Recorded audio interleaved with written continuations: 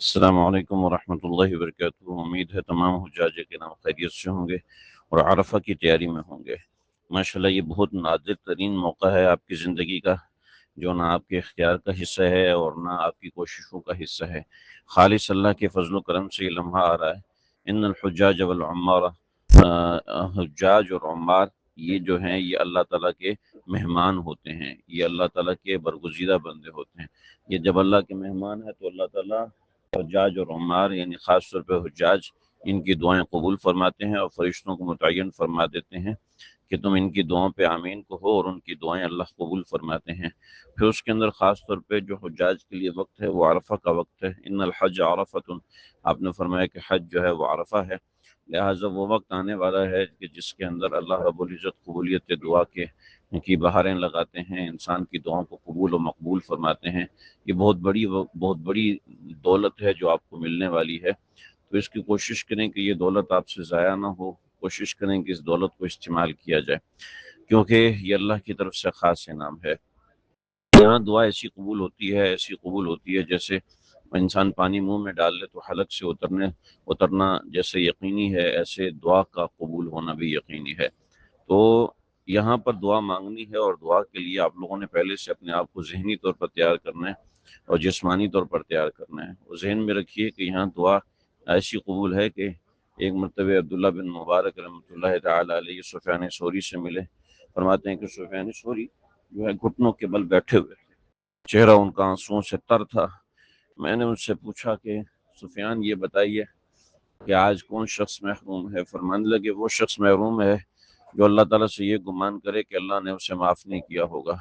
اللہ نے اس کی دعا قبول نہیں کی ہوگی۔ حدیث میں آتا ہے اللہ کے نبی نے فرمایا کہ اللہ رب العزت فرماتے ہیں کہ تم میں سب سے زیادہ محروم وہ ہے جو مجھ سے بدگمانی کرے، یعنی مجھ سے نیک گمان لے کر آؤ، نیک گمان لے کر حدیث کا مفہوم، یعنی اللہ سے نیک گمان رکھو کہ اللہ تعالیٰ میری دعا قبول ہی قبول فرمائیں گے۔ اس یقین کے ساتھ، اس اعتقاد کے ساتھ اللہ سے دعائیں مانگنی ہے۔ روایتوں میں بہت سے واقعات ذکر ہیں، جن میں ایک واقعہ اور اس سے ملتے جلتے کئی واقعات ہیں کہ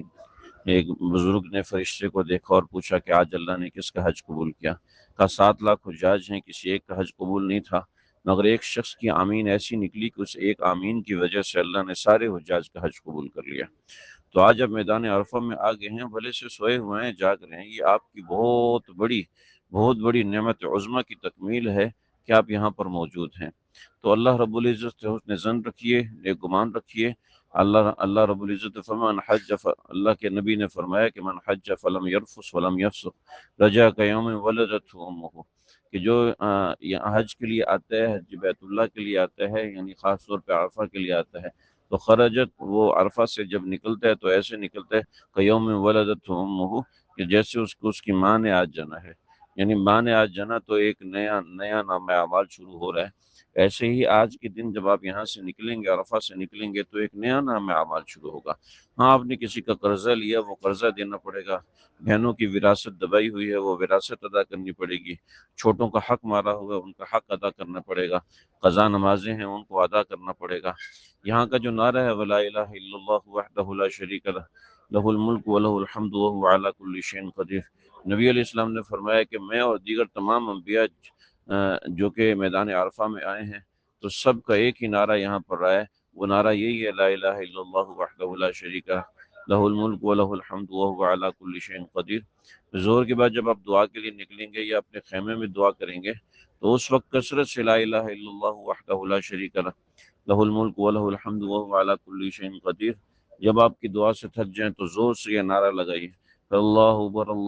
لا الہ الا اللہ واللہ اکبر اللہ اکبر وللہ الحمد کا نعرہ لگائیے، پھر لبیک اللہم لبیک کا نعرہ لگائیے، اور پھر اپنی دعاؤں کو مانگنا شروع کیجیے۔ اپنے ہاتھ کبھی اوپر آسمان کی طرف لے جائیں، عام حالات میں آسمان کی طرف ہاتھ اٹھانا منع ہے، لیکن یہ خاص حالات ہیں، نبی علیہ السلام نے یہاں پر آسمان کی طرف ہاتھ اٹھائے ہیں، تو کبھی ہاتھ اٹھائیں، کبھی اوپر لے جائیں، کبھی چھوڑ دیں، کبھی رکوع میں جائیں، کبھی سجدے میں جائیں، اور اللہ سے مناجات کریں کہ آپ اللہ سے جب مناجات کریں گے تو اللہ تعالیٰ آپ کے لیے مزید رستے کھولیں گے۔ تو یہاں پر ہم مناجات کرنے آئے ہیں، رونے گڑ گڑانے کے لیے آئے ہیں، اللہ کو مانگنے آئے ہیں، تو اس لیے یہاں پر آج اللہ سے مانگنا۔ اب مانگنا کیا ہے؟ دیکھیے مانگنی سب سے پہلے اللہ تعالیٰ سے عافیت مانگنی ہے کہ اللہ جی دولت دیجیے، عافیت کے ساتھ دیجیے، بچیوں کے رشتے کروائیے، عافیت کے ساتھ کرائیے، فلاں بچی کا مستقبل بنائیے، عافیت کے ساتھ بنائیے، فلاں معاملہ کریے عافیت کے ساتھ، یعنی ہر چیز میں آپ نے عافیت مانگنی ہے۔ سب سے بڑی دعا عافیت کی دعا ہے، سب سے بڑی دعا سلامتی کی دعا ہے۔ بہت سے حضرات بہت سی دعائیں مانگتے ہیں مگر اس کو عافیت کے ساتھ جوڑتے ہیں، تو یہاں سب سے بڑی دعا عافیت ہے یہاں، اور اس کے علاوہ جتنی بھی دعائیں ہیں ان میں عافیت ہے۔ دوسری جو سب سے بڑی دعا ہے وہ مغفرت ہے۔ دیکھیے جی آپ کے پاس کروڑوں روپیہ آ جائے لیکن اگر اللہ کی طرف سے مغفرت کا اعلان نہ ہو تو آپ تو گئے کام سے، کیونکہ یہ تو 60-65 سال ہے بس۔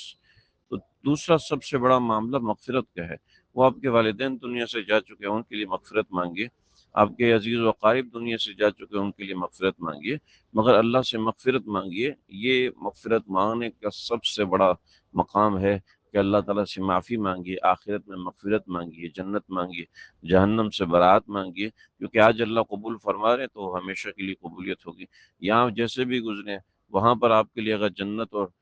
اچھی ہاسپٹیلٹی ہے تو پھر آپ کے لیے آپ کو کوئی کچھ نہیں بگاڑ سکتا۔ تیسری دعا اللہ تعالیٰ سے صحت کو مانگنا ہے کہ ہم نے اللہ تعالیٰ سے صحت مانگنی ہے، اپنے لیے مانگے، بچوں کے لیے مانگے، والدین کے لیے مانگے، عزیز و اقارب کے لیے مانگے، رشتہ داروں کے لیے مانگے، لیکن اپنے لیے اللہ سے دیکھیں سب کچھ، آپ ساری دولتیں آپ کو مل گئی مگر صحت نہ ملی تو آپ کسی کام کے نہیں۔ تو یہ تین بڑی دعائیں ہیں جو یہاں ہم نے مانگنی ہے، سعادت دارین اور وہ سب تو ضمن میں آتا ہے، ہر کوئی مانگتا ہے، مگر یہ تین بڑی دعائیں کہ عافیت مانگنی ہے اور مغفرت مانگنی ہے اور